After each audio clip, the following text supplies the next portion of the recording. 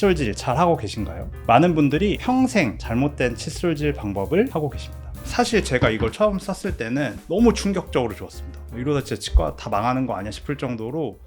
안녕하세요, 샘치과 이승현 원장입니다. 오늘은 칫솔질 방법에 대해서 알아보려고 합니다. 유튜브나 인터넷에 사실 굉장히 다양한 칫솔질 방법이 소개되고 있는데, 환자분들의 상황에 맞게 어떤 칫솔질이 더 유용한지, 제품들은 어떤 게 있는지, 또 어떻게 활용 가능한지에 대해서 말씀드리려고 합니다. 오늘 드리고 싶은 이 칫솔질에 관한 방법은 잇몸 질환, 치주 질환이 있는 환자분들이 좀 잘 봐주셨으면 합니다. 일반 분들보다 더 공을 들여서 양치를 하셔야 되는데, 그럼 어떤 분들이 치주 질환, 잇몸 질환이냐? 가장 간단한 건 치과에서 진단을 받으시는 게 제일 좋습니다. 당신은 치주병이 있습니다 라고 얘기를 들으신 분들은 당연히 치주 질환자이실 거고요. 그 외에도 양치를 할 때마다 한 군데가 아니라 여러 군데에서 피가 난다거나, 광고에도 많이 나오죠. 붓고 피나고 아픈 그런 치아가 여러 군데에 있는 분들은 치주 질환자라고 생각하시는 게 좋을 것 같습니다.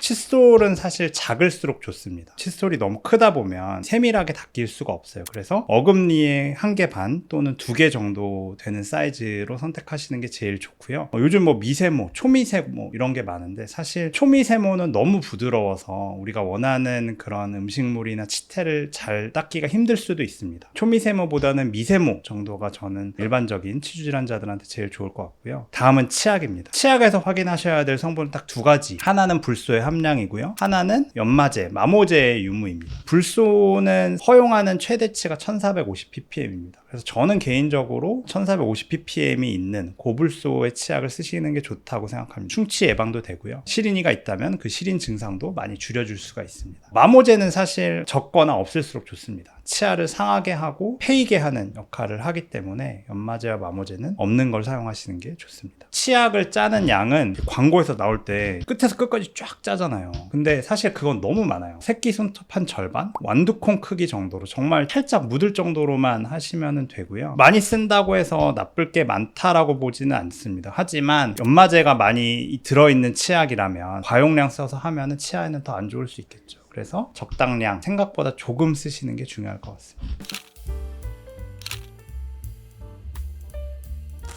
칫솔질 방법 하면 사실 많이들 알고 계신 게 333이거든요. 식후 3분 이내에 양치를 하고 하루 3번 양치를 하고 3분 정도 양치를 해라. 사실 이거는 일반인들이 조금 쉽게 양치를 기억하기 위해서 만든 방법이라서 약간의 오류는 좀 있는 것 같습니다. 하루 3번을 지켜야 되는 건 아닙니다. 사실 그것보다는 양치의 타이밍이 더 중요합니다. 아침에 일어났을 때 양치하고 저녁에 자기 전에 꼭 양치하는 거, 요거 2가지를 반드시 지키시면 좋을 것 같고요. 한 번 할 때 정확하게 잘 하시는 게 중요하거든요. 그리고 식후 3분 이내에 양치를 해라 라고 하는 게 많이 알려졌었는데, 사실 요거는 예전에는 그게 맞았는데 요즘 들어서는 최소한 식후 30분 정도 있다가 하는 게 좋다라고 얘기가 많이 나오는데, 그 이유는 식사를 하자마자 양치를 하게 되면 입안이 약간 산성화된 상태입니다. 그 상태에서 양치를 하게 되면 치아가 오히려 조금 깎이는 효과가 있어서 식사를 다 마치고 30번 정도 있다가 입을 한번 가볍게 헹구고 난 다음에 양치를 하는 게 산성화를 피할 수 있는 한 방법이 될 수 있습니다. 그래서 333보다는 하루에 2번 이상 정확하게 양치질을 하시고 식사하고 30분 정도 있다가 양치를 하시는 것을 권유드립니다. 그리고 이제 본격적으로 칫솔질 하는 방법에 대해서 알아볼 건데요. 칫솔질 방법도 굉장히 여러 종류가 있습니다. 근데 그 중에서도 치주 질환을 가지고 있는 환자분들한테 가장 유용한 방법은 변형 바스법이라고 하는 방법이 있습니다. 우리가 일반적으로 양치를 하면 이렇게 씹는 면 양치하고 이렇게 옆면을 양치를 하는 게 보통 일반적인데, 변형 바스법은 타겟이 이 치아가 아니라 이 부분이라서 치아와 잇몸 사이에 있는 그루브를 닦는 겁니다. 그럼 각도 자체가 달라져야 되는데, 잇몸의 사이에 포켓에 미세모를 넣기 위해서 45도 각도로 이렇게 진동을 줍니다. 진동을 주고 떨어내고, 어금니 2개를 이렇게 해서 이제 진동을 줬다 쓸어냈다 하면 요거 2칸으로 앞으로 가는 게 아니라 겹쳐서 1칸씩만 앞으로 가시는 겁니다. 위에서 이렇게 한번 가고, 이렇게 한번 20번 해서 한번 가고. 그래서 이렇게 들어갈 때 칫솔모의 양쪽 끝을 사용한다 라고 생각하시면 좋습니다. 이쪽 끝에 거가 안쪽에 그루브를 닦아내고 이렇게 쓸어내고, 진동 주고 쓸어내고. 그러면은 제일 환자분들이 놓치기 쉬운 거는 요 안쪽 입천장 쪽이랑 이제 밑에 있는 혀 쪽을 닦는 게 굉장히 어려우실 거예요. 만약에 이렇게 하는 게 조금 불편하다 싶으시면 칫솔모를 이렇게 살짝 사선으로 세워서 칫솔모의 앞부분을 사용하는 거죠. 요 앞부분으로 요 안쪽에다가 칫솔모를 넣는 겁니다. 앞니로 가게 되면 오히려 또 여기 칫솔모의 아래쪽을 사용해서 들어서 좌우로 진동 주고 쓸어내리고. 그래서 이 바깥쪽을 할 때의 칫솔모의 각도와 안쪽을 할 때 칫솔모의 각도가 다 다르고 위치도 다르다라고 생각하시면 되는데, 핵심은 결국은 칫솔모가 치아와 잇몸 사이에 있는 그 포켓, 그루브 안을 쓸어내줘야 된다라는 거를 잊지 않으셨으면 좋겠습니다. 양치할 때 피가 난다는 건 염증이 있다는 얘기거든요. 그럼 염증이 있다는 건 잇몸 안에 깊은 치석이 있을 가능성이 매우 높습니다. 그래서 염증을 치과에 와서 해결하시는 게 제일 좋고 정확한 방법이지만, 너무 피가 나는 거를 두려워하지 않으셨으면 좋겠어요. 오히려 이제 피가 남으로써 안에 있는 염증이나 이런 게 조금 해소되는 경우도 많거든요. 너무 아프거나 하지만 않으시다면 걱정하지 마시고 양치를 오히려 조금 더 깊게 하시는 게 더 도움이 되실 수 있습니다.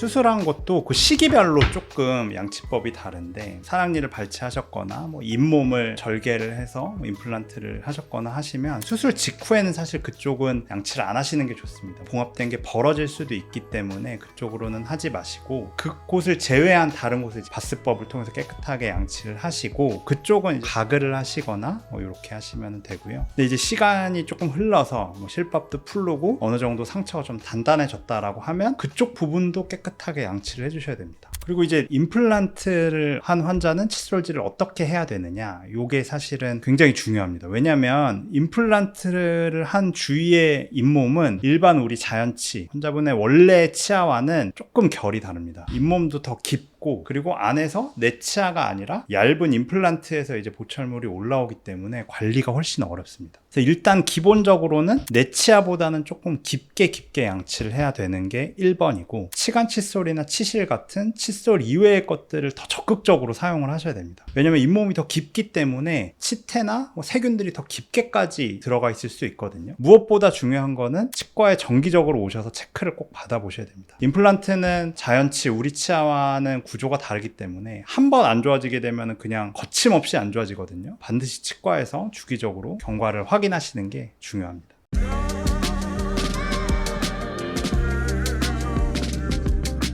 우리는 샘치과에서 세 번째 세대지만 진정마취만큼은 우리가 최고라고 믿어요. 진정마취에 가장 앞서 있는 1983 샘치과.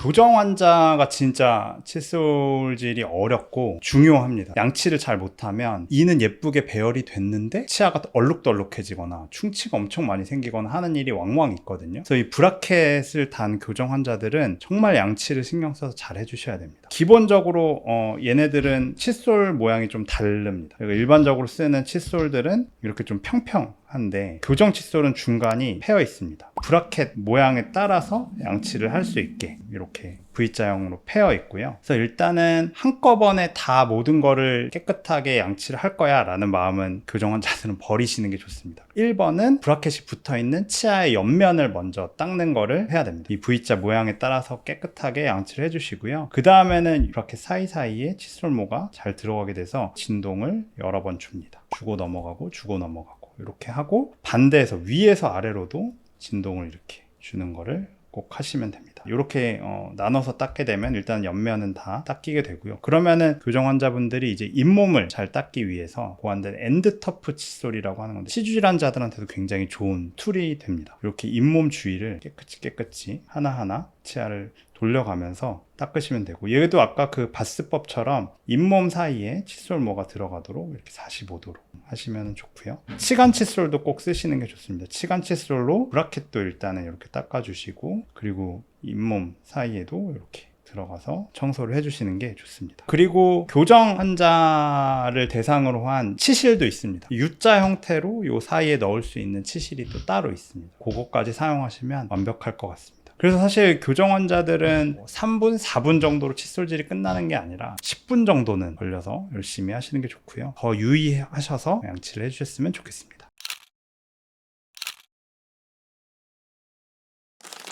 다음은 이제 치실을 하는 방법에 대해서 알려드릴 건데요. 잇몸 질환자들은 사실 치실은 반드시 쓰셔야 됩니다. 치실은 치아와 붙어있는 면에 앞뒤를 다 닦을 수 있는 거의 유일한 도구이기 때문에 치실은 꼭 쓰시는 게 좋고요. 일단 치실을 잡는 방법은 한쪽을 한 번 내지는 2번 감고 이쪽도 한 번 정도 감고 해서 이렇게 엄지손가락을 맞닿았을 때 치아 한 2-3개 정도 들어갈 수 있는 요 정도 길이가 좋고요. 요걸로 이제 위아래를 하시면 좋고, 밑에를 할 때는 검지로 이렇게 잡고 이렇게 하시면 좋을 것 같습니다. 조금 너무 어렵다 하시면 사실 시중에는 이걸 조금 더 편하게 만든 제품들도 많이 있습니다. 교정 치실처럼 사이에 치실이 있어서 이렇게 쉽게 꼈다 뺐다 할 수 있는 것들이 있거든요. 그런 거를 사용하셔도 당연히 좋습니다. 치실의 핵심은 그냥 넣었다 한번 빼는 거 끝나는 게 아니라 치아 사이사이에 넣어서 이 치아의 앞면과 뒷면을 한 번씩 닦아주는 겁니다. 두 번째로 보여드릴 거는 이제 치간 칫솔입니다. 치간 칫솔은 크기가 굉장히 다양하거든요. 어떤 크기를 하면 좋냐라고 하면 들어갈 수 있는 한 가장 큰 사이즈를 고르시는 게 좋고, 너무 작은 거를 선택하시면 아무것도 건드리지 못하고 그냥 이쑤시개처럼만 쓰실 수 있거든요. 그래서 들어가는 사이즈에 가장 큰 사이즈를 선택하시는 게 중요합니다. 이거를 바깥쪽에서만 이렇게 한 번씩 하는 거라고 생각하시는데 안쪽에서도 이렇게 한 번씩 하셔야 됩니다.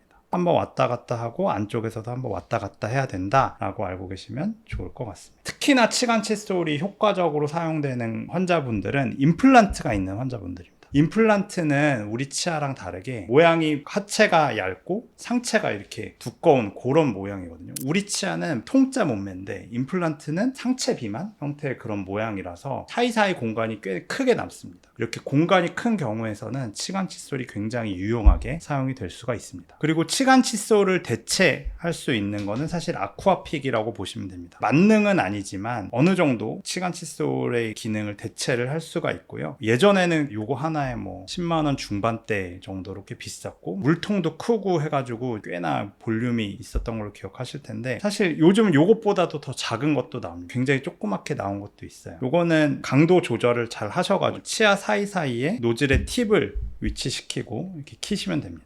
이렇게 되면 여기서 물이 펑펑 나오게 되고, 이쪽으로만 하는 게 아니라 입 안쪽에서도 이렇게 분사가 되게 하는 게 중요합니다. 여기 그냥 일반 물을 넣으셔도 되고, 저는 약간의 가글 같은 거를 섞어서 쓰시면 조금 더 효과적일 수 있다고 봅니다. 그 다음은 이제 혀 클리너인데요. 혀 클리너는 꼭 쓰셔야 되는 거는 아니지만 구취가 있다, 입에서 좀 냄새가 난다고 하시는 분들은 쓰시는 게 좋습니다. 칫솔질로도 물론 혀를 닦을 수 있는데 이게 아무래도 조금 혀나 미뢰에는 조금 자극적일 수 있어서 혀 클리너는 그거보다는 조금 부드럽게 사용을 할 수 있고요. 전체적으로 입안에 있는 세균이 혀에도 있습니다. 그래서 혀를 닦아줌으로써 이제 혀에 있는 세균도 줄여서 전체적인 세균 수를 줄이는데 도움이 됩니다. 그리고 요거는 또 다른 종류의 칫솔입니다. 여기에서 미세 전류가 나옵니다. 선박에 따개비 잖아요. 그래서 선박에 따개비를 좀 덜 붙게 하려고 배 선박 밑에도 전류를 흘리거든요. 그런 거랑 비슷한 이제 원리로 여기에 이제 미세 전류를 흘리면 여기 안에 있는 이제 세균의 수를 조금 줄일 수 있는 그런 방법으로 알고 있습니다. 사실 제가 이걸 처음 썼을 때는 너무 충격적으로 좋았습니다. 이러다 진짜 치과 다 망하는 거 아니야 싶을 정도로 정말 상쾌한 느낌도 그렇고 약간 스케일링한 느낌까지 들 정도로 굉장히 좋았었는데, 사실 얘한테도 조금 단점이 있는 게 그 칫솔 모의 크기가 조금 크다 보니까 디테일한 칫솔질은 조금 힘들겠지만 그래도 일반적으로 양치하기에는 굉장히 좋은 도구가 될 것 같습니다.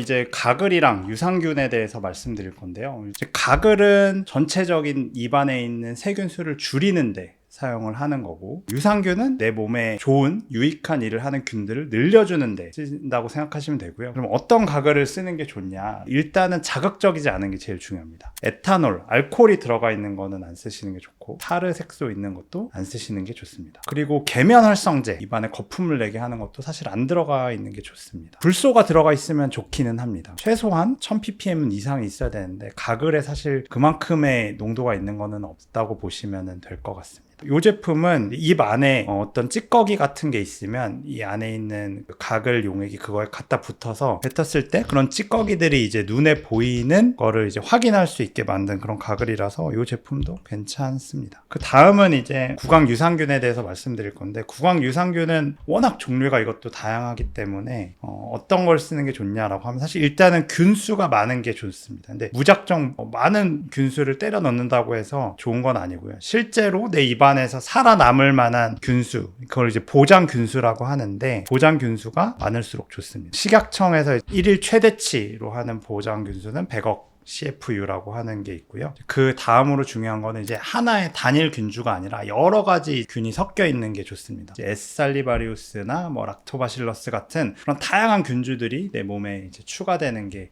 중요하고요. 그리고 그 다음은 어떤 제형이냐도 중요합니다. 이게 그냥 꿀꺽 삼키는 게 아니라 입안에 퍼지게 하는 거라서 파우더 형태도 좋고 이제 추어블도 좋은데 저는 개인적으로는 이제 파우더 형태를 조금 더 선호합니다. 서로 다른 역할을 하기 때문에 가글을 먼저 하셔서 내 몸에 있는 안 좋은 균들의 개수를 일단 줄여놓고 유산균을 쓰셔서 유익한 균을 늘려놓는 그런 방식으로 하시면 됩니다. 이게 약간 선택장애가 올 것 같아요. 이 많은 거를 그러면 내가 다 해야 되냐라고 생각하실 수 있는데 그 중에서도 이제 우선순위를 따진다면 당연히 칫솔질을 정확하게 잘 하시는 게 제일 중요하고 그만큼 중요한 게 치실, 치아랑 치아 사이에 그 공간을 깨끗하게 하는 게 그 다음으로 중요합니다. 그리고 이제 치간 칫솔이나 아쿠아픽은 치실만큼은 아니지만 그 다음 순위로 중요하고 가글과 구강 유산균은 반드시 필요한 거는 아니지만 치주 질환이 조금 심한 환자분이시라면 이런 것까지도 조금 고민해 보시는 게 좋을 것 같습니다. 그리고 사실은 이것만큼 중요한 게 스케일링 주기라고 저는 생각을 합니다. 일반적으로는 1년에 한 번씩 30, 40대가 넘어가면 6개월에 한 번씩 하시는 게 권장되고요. 환자마다 치석이 쌓이는 속도가 다 다르기 때문에 누구는 3개월, 누구는 6개월에 한 번씩 스케일링을 받으시는 게 좋습니다. 그 이후로 이제 임플란트를 하셨다거나 잇몸 질환자라거나 하시는 분들은 3, 4개월에 한 번씩 스케일링을 하시는 게 좋습니다. 내가 아무리 양치를 잘하고 치간 칫솔을 잘하고 깨끗하게 유지한다고 해도 방 청소랑 비유하면 침대 밑, 냉장고 밑 이런 데는 우리가 사실 매일매일 닦지 못하잖아요. 거기는 먼지가 쌓이고 더러워질 수밖에 없으니까 그런 데는 전문가한테 맡겨서 청소를 깨끗하게 받는 게 중요하다라고 저는 생각합니다. 양치 잘하고 치간 칫솔 쓰고 이런 것만큼 중요한 게 있습니다. 그건 금연입니다. 금연을 안 하시고 양치 정말 열심히 하시고 하루에 4-5번 닦으시고 치실질 열심히 하시고 하는 거는 별 의미가 없습니다. 금연을 하시는 거에 효과가 100이라면 진짜 열심히 양치하고 뭐하고 이제 구강위생에 열심히 하는 게 20, 30 될까 말까. 담배가 이제 처음 닿는 게 뭐 폐나 이런 데보다도 입안이잖아요. 가장 안 좋은 것들이 가장 많이 입안에 남아있게 됩니다. 그래서 잇몸 질환, 치주 질환을 갖고 있는 환자분들이 가장 먼저 해야 될 거는 금연을 하는 게 확실한 해결 방법입니다.